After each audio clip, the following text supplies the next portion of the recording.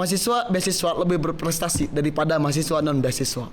Lah, nggak bisa gitu. Karena gini, Mosi yang di sini hadir bahwa lebih berprestasi. Siapa yang akan garanti? Who's gonna garanti? Kalau orang-orang yang punya beasiswa itu mereka lebih berprestasi. Saya sudah mengikuti kompetitif programming di Gemastik, kompetitif programming di ICPC ANC di BINUS, ada juga CP Pinkfest, satu lagi di Universitas ITENAS. Semua saya mengikuti beberapa kompetisi tersebut yang juga didukung dari beasiswa yang saya dapat. Masih bersama kita di Suara Mahasiswa. Maskot, sekarang waktunya kita masuk ke segmen yang paling panas nih, yaitu Tersudut. Di segmen ini, opini bakal diuji, argumen bakal ditantang, tapi ingat, semua dilakukan dengan kepala dingin dan semangat saling menghargai. Yuk kita lihat siapa yang siap bertahan di segmen ini. Dan inilah Tersudut.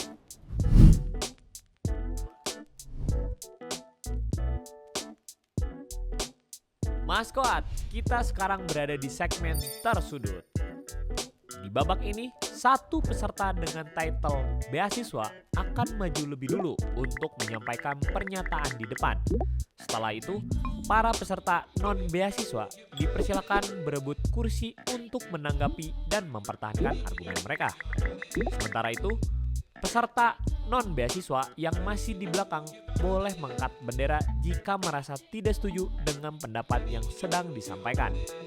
Begitu 3 papan yang menunjukkan warna merah terangkat, peserta non-beasiswa yang sedang berdebat dengan beasiswa harus mundur dan kursi panas akan kembali diperebutkan.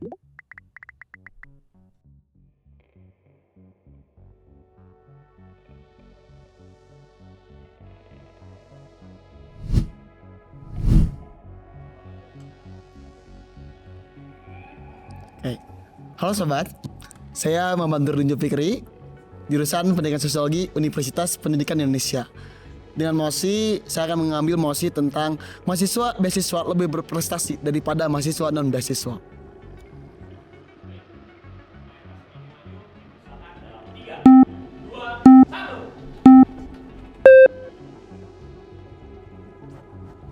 Baik, sebelumnya perkenalkan saya Azriel. Izin menjawab berargumentasi tentang tadi mosi yang disampaikan, yaitu mahasiswa beasiswa itu lebih berprestasi daripada mahasiswa non beasiswa ya.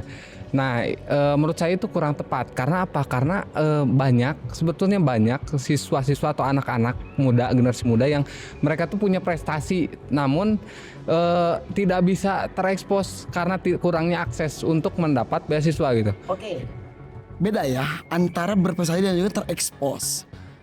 Kalau yang berprestasi tapi tidak berekspos, apakah mereka tidak berprestasi? Tidak. Betul tidak kan? Tidak. Karena yang tadi kita ambil lagi, mosi kita hari ini adalah tentang bagaimana mahasiswa beasiswa lebih berprestasi. Kita bukan tentang ekspos ataupun tidak, tapi berprestasi atau tidak. Oke, sekarang saya mau tanya, bagaimana jika mahasiswa itu tidak mendapatkan akses yang sama? Misal contoh salah satu aksesnya mendapatkan melalui relasi ini. Mahasiswa ini berprestasi, yang satu juga sama, antara dua mahasiswa ini berprestasi, yang satu mendapat beasiswa, yang satu tidak. Yang satu mendapatkan beasiswa informasi itu akses itu dari relasi yang dia punya sehingga dia bisa bergabung. Sedangkan mahasiswa yang satu lagi tidak mendapatkan hal yang sama, kesempatan yang sama. Berarti kalau gitu mahasiswanya kurang berprestasi. Kenapa kurang berprestasi? Karena mereka enggak berrelasi. Bener gak? Kan karena relasi itu ada prestasi. Relasi ada prestasi. Kenapa? Karena relasi itu membuat kita berpeluang lebih banyak.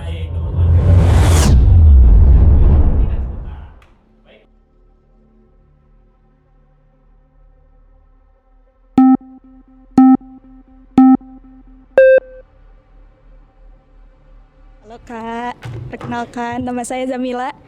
Izin untuk menanggapi yang kakak tadi mungkin bilang ya, bahwa prestasi adalah relasi. Betul. Tapi kita bicara di konteks beasiswa, yaitu pendidikan, prestasi yang diseleksi adalah prestasi akademik.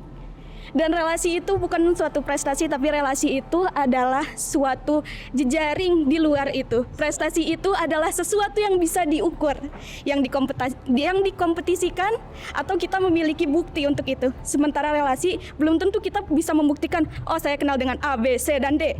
Begitu Kak.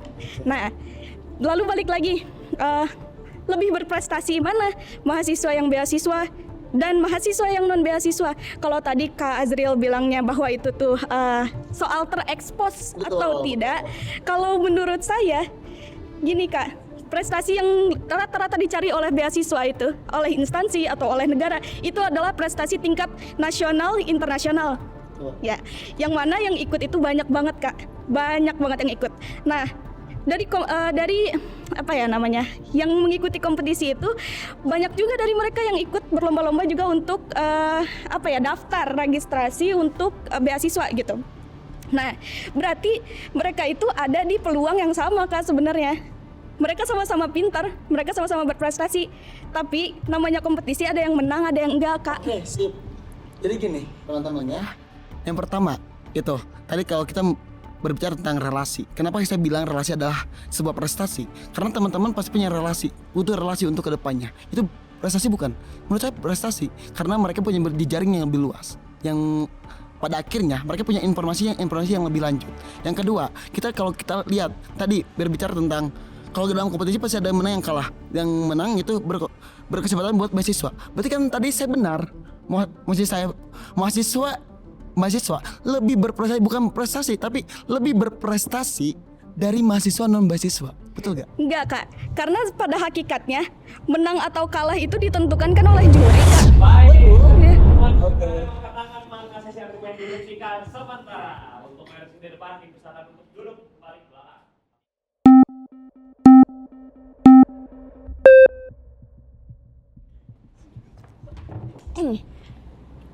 Begini menurut saya, beasiswa itu seperti yang analogi yang sudah saya berikan sebelumnya ya, banyak mahasiswa yang juga nggak punya beasiswa tapi dia tetap berprestasi. Di sini kita lihat mosinya, ada kata lebih berprestasi. Berarti disegmentasikan, maksudnya dikategorikan, oh yang mahasiswa yang punya beasiswa dia lebih berprestasi, yang enggak itu nggak lebih berprestasi. Menurut saya gini, beasiswa itu sebuah pilihan. Banyak orang-orang yang dia berprestasi, dia punya banyak prestasi itu mungkin bisa nggak dinilai dari banyak faktor ya, nggak cuma sekedar dia megang piala, oh dia berprestasi. No, mungkin dia kayak seperti yang dibilang, dia punya relasi banyak atau dia nilainya tinggi, itu juga sebuah prestasi. Tapi menurut saya banyak orang yang menjadikan beasiswa ini sebagai pilihan. Dia berprestasi, dia punya banyak relasi, tapi dia nggak memilih untuk dapat beasiswa. Oke, bagaimana kalau misalkan case-nya adalah bagaimana beasiswa itu hadir setelah mereka dapat penghargaan? Itu beasiswa atau bukan?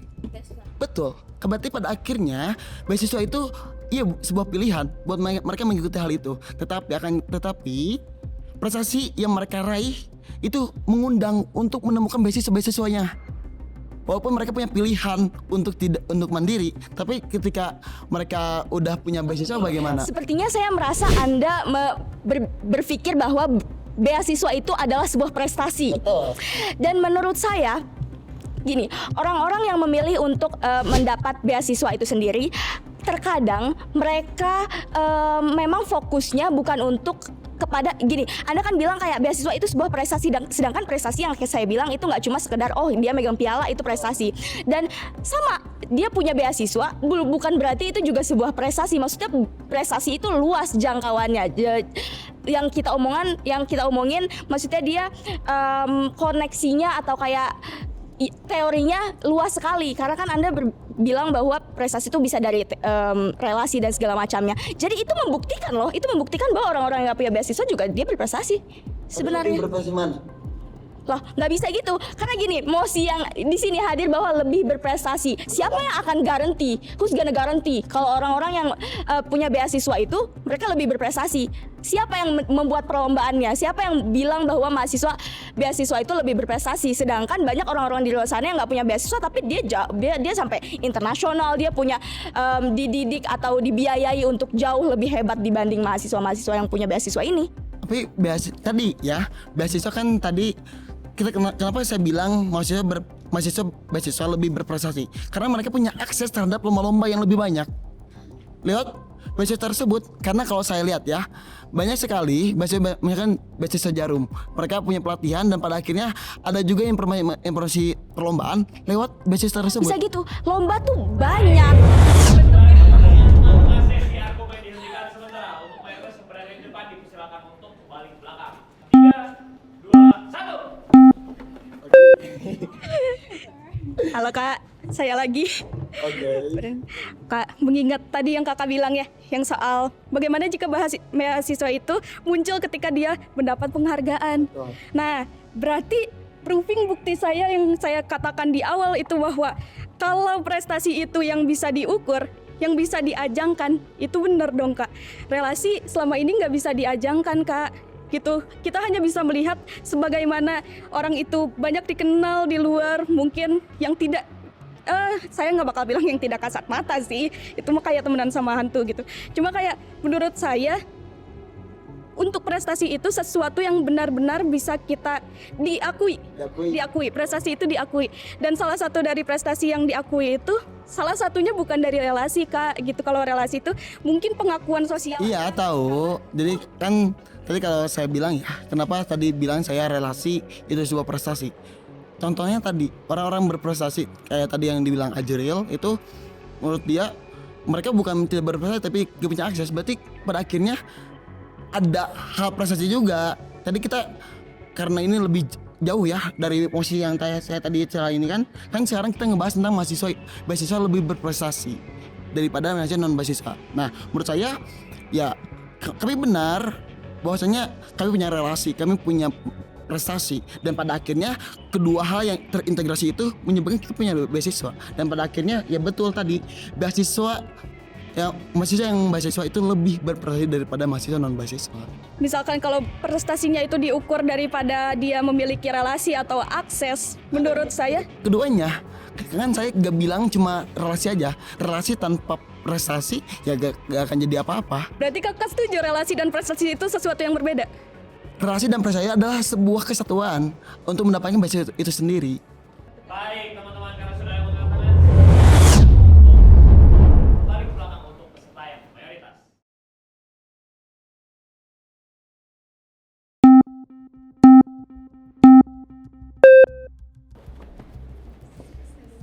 Begini, saya simpulkan ya. Oke. Jadi beasiswa Anda bilang bahwa orang-orang yang berprestasi dia lomba menang dikasih beasiswa. Berarti sebelum dia menang lomba dia bukan mahasiswa penerima beasiswa dan dia berprestasi karena dia dapat lomba. Karena lomba itu dapat beasiswa, berarti mahasiswa yang beasiswa lebih berprestasi. Dia Karena menang pada akhirnya, lomba. statusnya adalah mahasiswa apa? Dia menang lomba sebelum dia mendapatkan status dia adalah penerima beasiswa. Semuanya juga semua orang yang misalkan misalkan orang-orang yang dapat beasiswa itu sebelumnya orang yang dapat beasiswa gak? Bukan. Kan pada akhirnya kan semua orang Artinya orang-orang yang nggak punya Iya, beasiswa betul. pun tetap bisa berprestasi, Iya, bisa lebih berprestasi sampai mereka bisa dapat beasiswa. betul kan pada akhirnya orang yang lebih ketika dapat beasiswa kan karena punya prestasi itu. Ya. Betul? Berarti lebih berprestasi. Sebelum dia menerima beasiswa itu dia tetap berprestasi kan. Kamu contohnya, Oke. Anda mengikuti suatu lomba, terus mendapatkan beasiswa nih. Anda menang dulu atau dapat beasiswa dulu? Menang dulu kan. Betul. Pas Anda menang posisinya punya beasiswa nggak? Enggak. Berarti membuktikan bahwa mahasiswa yang nggak punya beasiswa pun tetap berprestasi dong. Tapi setelah hal itu Ya kan kita berbicaranya kampus ini. Kita memberikan kesimpulan nih. Kesimpulan bahwa Mosi ini menyatakan bahwa mahasiswa yang nggak dapat beasiswa pun tetap bisa berprestasi, tetap lebih berprestasi sampai dia bisa dapat beasiswa. kan pada akhirnya Silakan untuk peserta mayoritas untuk kembali ke tempat duduknya di belakang.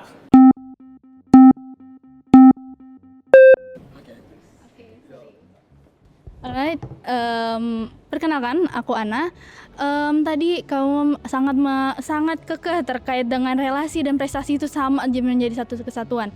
Sedangkan kalau untuk relasi sendiri adalah memang kita manusia secara makhluk sosial memang harus bersosialisasi dan memang harus memiliki suatu jejaring dalam itu. Tapi itu masih tidak bisa disamaratakan terkait dengan prestasi. Sedangkan prestasi sendiri harus ada yang sudah di-up. Sedangkan sudah ada yang mengakui terkait prestasi tersebut. betul satu kesatuan kesatuan. Jadi saya bilang adalah bagaimana relasi ini mendukung prestasi, dan pada akhirnya kita dapat prestasi yang lebih banyak lewat relasi dan juga prestasi itu tersendiri. Nah, untuk si relasi sendiri ini itu tuh tidak terpatok dengan seseorang yang masih berprestasi gitu loh. Tidak semua menutup kemungkinan orang yang berrelasi adalah memiliki prestasi yang oke juga, dan belum tentu juga yang berprestasi memiliki relasi atau berjejaring yang jauh lebih besar lagi. Salah satunya adalah misal untuk in case karena saya adalah seni rupa dan memiliki dalam lingkup kesenian, seorang seniman tidak semuanya itu mengikuti sebuah adanya kontribusi dalam pameran entah itu, dan tapi dengan adanya suatu hal yang terekspos atau satu hal yang sudah ter-up secara style ataupun karya sendiri, itu akan lihat Jin ya, kalau kita lihat orang seniman yang punya akses lebih terhadap orang-orang yang misalkan lebih kenal dengan orang-orang yang di Kemenbud, itu dia bakal berprestasi gak? Bakal lebih berprestasi gak? Menurut saya bakal lebih berprestasi bila mana dia sebelumnya punya kompetisi yang mendasar juga, dan pada akhirnya relasi tersebut menjadi apa? Menjadi sebuah dorongan atau sebuah dukungan untuk dia mendapatkan prestasi tersebut. Dan pada akhirnya tadi kalau ini terlalu mundur, terlalu berputar pada relasi. Padahal yang sekarang kita bahas adalah bagaimana beasiswa itu mendorong kita lebih berprestasi daripada mahasiswa non beasiswa. Karena menurut saya mahasiswa non beasiswa ini bebas gitu, gak punya beban apapun, kita punya tekanan. Baik teman-teman, waktu kalian telah habis. Para peserta minoritas mayoritas dipersilakan untuk duduk kembali ke tempat duduknya. Sampaikan mosi Anda. Silakan.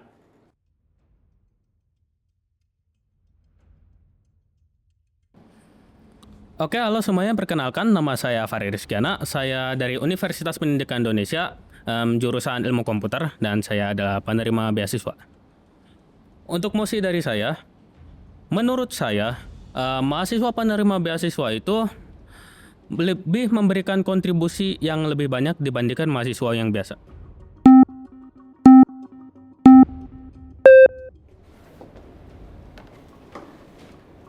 Loh Kak, izin perkenalkan, saya Azril. Izin menjawab, izin berargumentasi tentang pendapat kakak barusan. Mahasiswa beasiswa itu lebih berkontribusi ya. Tapi menurut saya itu nggak begitu Kak, karena sebetulnya masih banyak juga mahasiswa-mahasiswa lain yang memang tidak terdaftar di beasiswa, bukan menjadi bagian dari mahasiswa beasiswa, tapi mereka itu menunjukkan prestasinya di situ, baik prestasinya baik di dalam kampus maupun di luar kampus kan.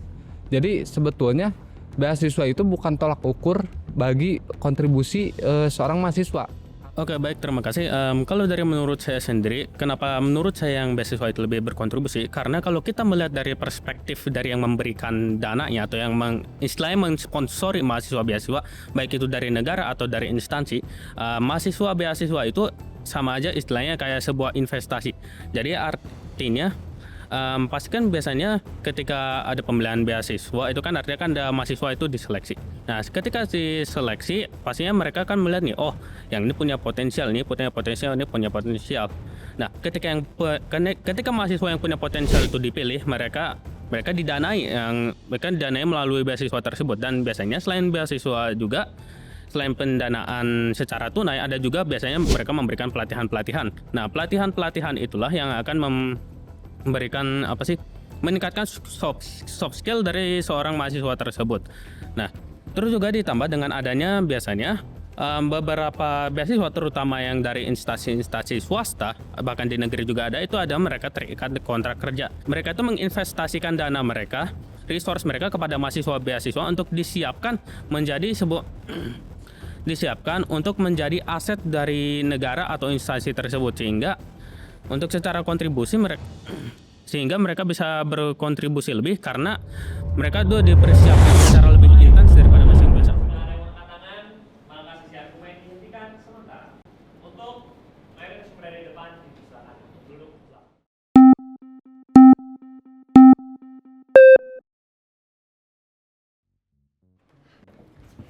Halo Kak, perkenalkan nama saya Zamila. Kan tadi Kakak bilang ya, kalau untuk mahasiswa yang let's say keterima beasiswa gitu, itu adalah investasi karena mereka dipilih seenggaknya best of the best dalam tanda kutip gitu. Tapi mengingat dari kata Kak Azril barusan bahwa di luar sana itu banyak yang berkompetensi tapi tidak memiliki kesempatan yang sama. Betul, karena apa? Karena untuk berkontribusi apalagi dalam range yang luas, jangkauan yang luas ini tentang negara loh ya gitu. Negara Indonesia ini banyak sekali kompetensi-kompetensi yang bisa ditingkatkan, bisa difasilitasi gitu. Selain dari beasiswa ini, misalkan let's say anak-anak yang ikut lomba gitu. Dari situ juga kan gak semua dari mereka itu adalah anak beasiswa gitu. Gak semua dari mereka itu adalah anak yang memiliki minat untuk beasiswa, tapi mereka itu posisinya sama ada di sini, sama-sama berkontribusi untuk negara, sama-sama berkontribusi untuk menjadi investasi negara. Karena pada dasarnya, pada akhirnya yang menjadi investasi itu tidak menjamin dari beasiswa atau enggak. Apakah yang mendapatkan beasiswa itu bisa komitmen bahwa mereka nantinya di masa depan akan kembali dan membangun negara ini? Belum tentu Kak, karena kalau soal kontribusi atau investasi itu adalah kembali dengan karakter masing-masing, panggilan hati seseorang untuk membangun negara lagi. Jadi tidak bisa kita samaratakan, tidak bisa kita beda-bedakan, bahkan tidak bisa gitu kita kotak-kotakan. Anak beasiswa pasti kembali dan membangun negeri. Anak yang non beasiswa, mereka akan meninggalkan negeri ini, mengajukan negeri ini, dan lalu mereka akan menjadi mereka hanya akan mewakili individu-individu mereka sendiri gitu, tidak akan menjadi investasi gitu Kak, kira-kira. Oke, untuk pertama saya tidak bilang kalau yang pertama saya nggak bilang kalau mahasiswa non beasiswa itu tidak mempunyai kontribusi sama sekali. Benar, kita semua mempunyai kontribusi baik yang memiliki beasiswa ataupun non beasiswa.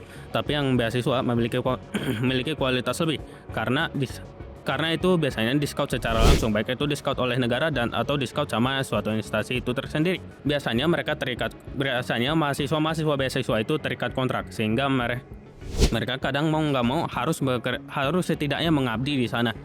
Dan itu bisa menambahkan kontribusi mereka sendiri. Maaf Kak, izin memotong. Berarti mereka terikat kontrak, berarti mereka memang membangun negeri ini dalam tanda kutip tidak berdasarkan panggilan hati sendiri dong. Berarti itu gak maksimal hasilnya kan nanti. Gimana kira-kira? Kalau meskipun tanpa panggilan hati ya, tapi yang namanya kontrak tetap harus dikerjakan. Dan ketika suatu itu dikerjakan, hasilnya akan tetap ada. Untuk maksimal atau tidak maksimal itu untuk perhitungan maksimal atau tidak maksimal itu tergantung dari orangnya sendiri. Itu tergantung dari mahasiswanya sendiri. Karena ada tipe orang yang meskipun dia nggak srek dengan pekerjaan tersebut, tapi dia bisa mengerjakan suatu tersebut dengan maksimal. Baik, teman-teman, karena sudah ada yang mengatakan, maka sesi argumen dihentikan sementara.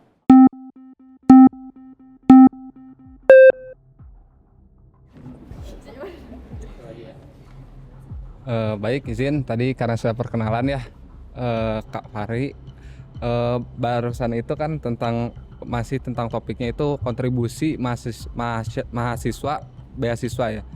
Nah, menurut Kakak bagaimana nih untuk mahasiswa yang mendapat beasiswa, anggaplah KIPK itu contohnya atau beasiswa lain, lalu mereka itu menggunakan fasilitasnya tersebut tidak secara maksimal di universitas itu. Misalnya mereka tidak belajar dengan sungguh-sungguh, belajar dengan baik, dan malah semena-mena seolah-olah hanya mendapat enaknya saja gitu. Menurut Kakak bagaimana tentang itu? Tadi kan statementnya mahasiswa beasiswa itu dituntut harus selalu bisa menghasilkan kontribusi bagi negara gitu. Menurut Kakak bagaimana? Oke. Yang namanya seperti yang saya bilang di awal, beasiswa itu adalah investasi dari instansi ataupun negara terhadap mahasiswa-mahasiswa. Nah, yang namanya investasi nggak selalu semuanya berjalan baik. Kadang meskipun kita melihat oh yang ini terlalu baik, kadang ada aja orang-orang yang terlihat kadang ada aja orang-orang yang istilahnya ternyata aslinya bermasalah. Tapi meskipun ada yang bermasalah tersebut tidak langsung mengurangi secara signifikan kontribusi potensi kontribusi dari mahasiswa-mahasiswa yang diberikan beasiswa. Karena yang saya bilang tadi, mahasiswa-mahasiswa beasiswa ini mendapatkan pendanaan dan juga pelatihan dan juga beberapa resource tambahan tergantung dari instansi atau negara yang mensponsori mahasiswa-mahasiswa ini. Karena sudah ada angkat tangan, peserta mayoritas dipersilakan untuk ke belakang.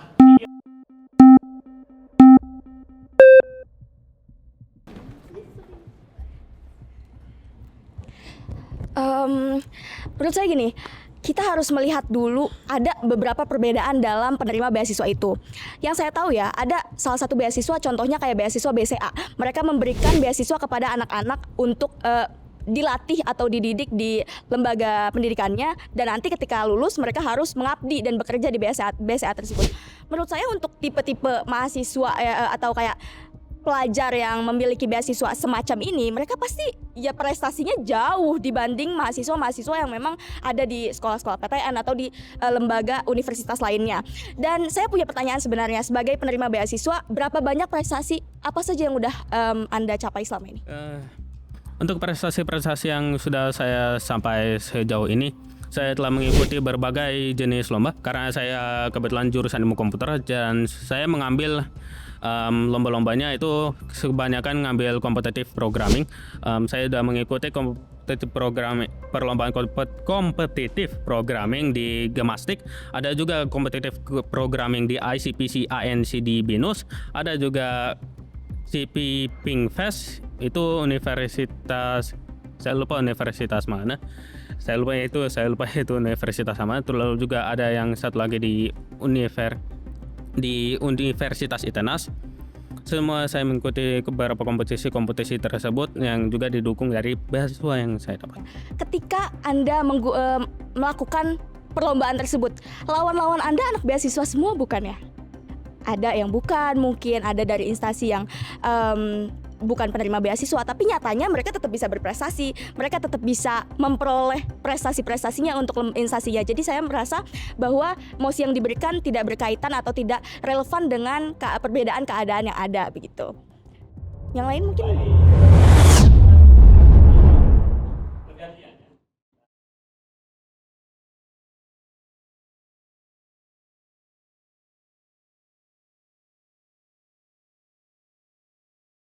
Halo semuanya, nama saya Dimas dari FTV, Universitas Pendidikan Indonesia. Mosi saya adalah mahasiswa beasiswa berhak sepenuhnya untuk menggunakan uang beasiswanya, termasuk untuk kebutuhan tersier.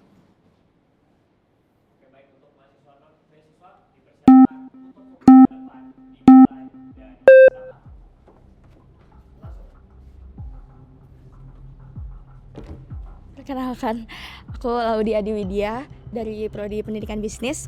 Menurutku kita harus melihat dulu nih penerimanya siapa.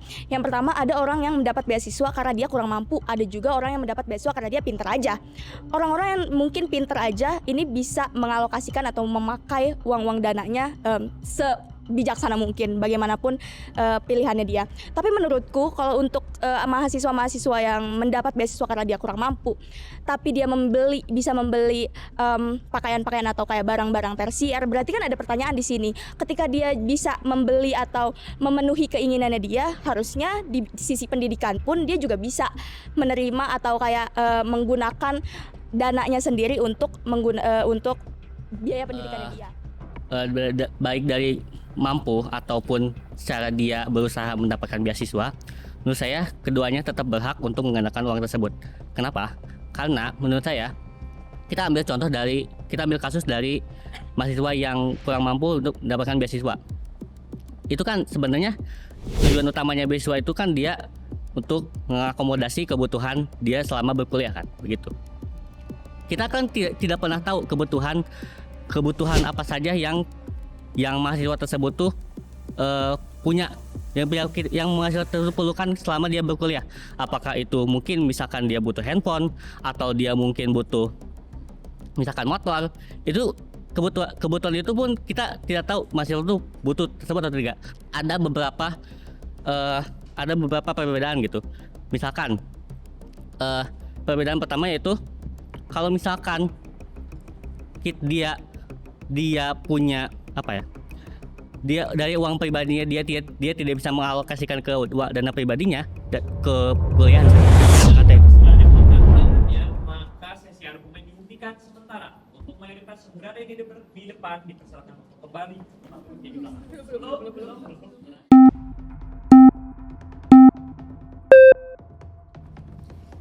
Oke. Nama saya Zabila. Zabila. Oke. Nah, saya mau nanya dulu sebelumnya sama Kak Dimas.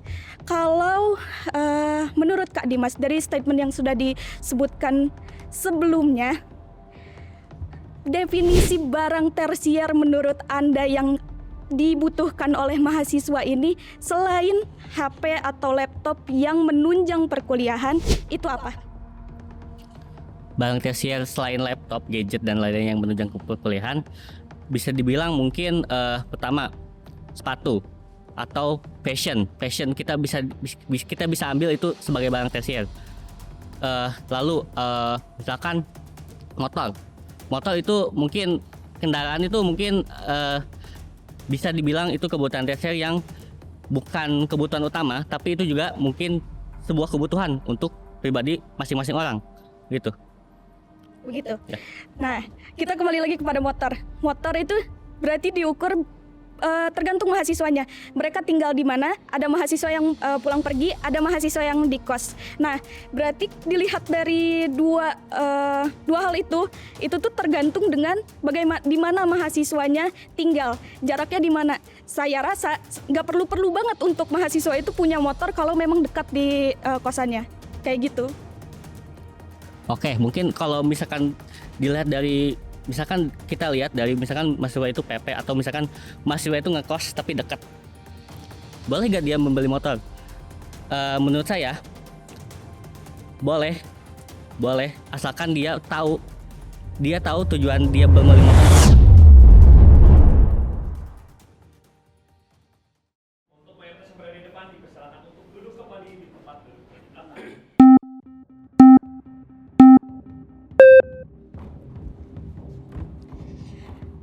Gini ya, menurut saya balik lagi, beasiswa itu diberikan untuk orang-orang yang nggak mampu, let's say. Yang saya lihat dari lingkungan saya, orang-orang yang penerima KIPK itu benar-benar dia nggak mampu. Dia untuk jangankan beli barang tersier, beli barang sekunder pun kadang terseok-seok. Mereka benar-benar nggak punya uang, atau dana beasiswa 10 juta itu kan pasti per tahun atau dalam jangka waktu tertentu itu nggak seberapa sebenarnya. Pasti mereka seharusnya secara logika ya, kita melihat pasti dia kehidupannya sangat-sangat irit, sangat-sangat dipergunakan, dialokasikan sebaik mungkin, sebijaksana mungkin. Jadi ketika dia bisa mampu membeli barang-barang tersier tersebut, oleh karena itu saya bilang terjadi pertanyaan seperti yang udah dibilang Aska itu, oh mungkin pengalokasian dari pemerintahnya kurang baik dong, berarti bukan diberikan kepada anak-anak yang benar-benar kurang mampu dong. Toh mereka tetap bisa membeli barang-barang tersier tersebut. Kalau misalkan ngomongin kayak motor, oke, mahasiswa butuh motor, mahasiswa butuh alat-alat tersier lain untuk menunjang pendidikannya. Memang itu menunjang pendidikan, tapi kan uangnya dari mana gitu loh. Kalau memang dia benar-benar nggak punya uang, benar-benar membutuhkan, sangat-sangat berhak mendapatkan beasiswa, uangnya dari mana gitu. Jadi ketika dia nggak bisa, harus secara logika mungkin dia seharusnya tidak bisa membeli, tapi dia bisa membeli barang-barang branded, fashion, tersier segala macam, akan ada pertanyaan di balik itu. Begitu sih mungkin yang kita pikirkan sedari tadi. Oke, begini. Terlepas dari pertanyaan atau tidak, menurut saya mahasiswa itu misalkan dia menggunakan dananya dengan sebaik mungkin dan dia membeli kebutuhan tersier, menurut saya itu tetap menjadi haknya dia. Menurut saya kayak tidak adil aja ketika misalkan dia tuh sudah mengirit-iritkan nih, misalkan dia udah alokasi segini dan dia misalkan pengen membeli HP nih pakai uang bisnisnya dia karena dia tidak mampu balik lagi. Dan ketika dia misalkan membeli kebutuhan tes ini dan dia dipertanyakan, menurut saya itu agak tidak adil. Kenapa? Karena dia dari awal sudah mengalokasikan beasiswanya untuk ini. Dan HP pun menjadi kebutuhan untuk dialokasikan, beasiswanya itu dialokasikan untuk ini juga.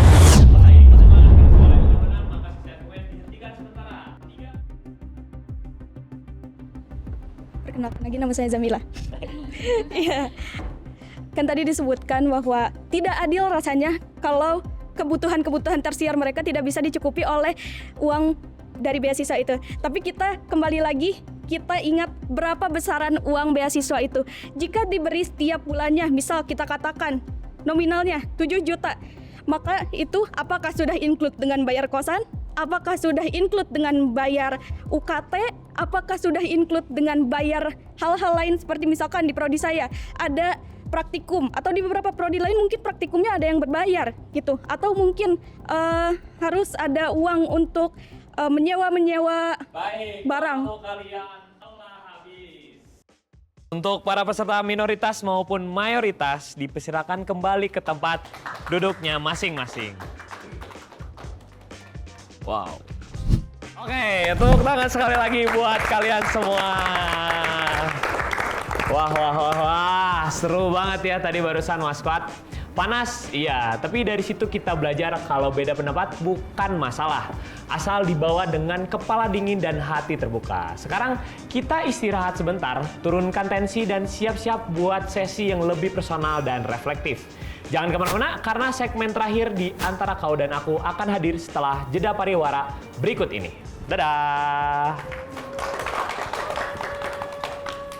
Dan beasiswa atau non beasiswa itu bukan pembatas untuk kita menunjukkan potensi kita untuk kita menjadi berprestasi. Setiap manusia itu pasti berusaha gitu, nggak ada yang nggak berusaha gitu. Nggak ada kebaikan yang abadi, bila mana kebaikan itu untuk sendiri. Saya nggak bisa jadi manfaat untuk orang-orang nantinya di 5 tahun atau 10 tahun ke depan lifespan saya itu, saya pasti bakal ngerasa kecewa karena pada akhirnya perjuangan saya ini gak nyampe ke orang lain gitu. Kalau kamu gak dapat beasiswa berarti kamu beban keluarga, berarti orang yang dapat beasiswa kamu beban negara. Boleh masuk. Masuk gitu, masuk. Bisa.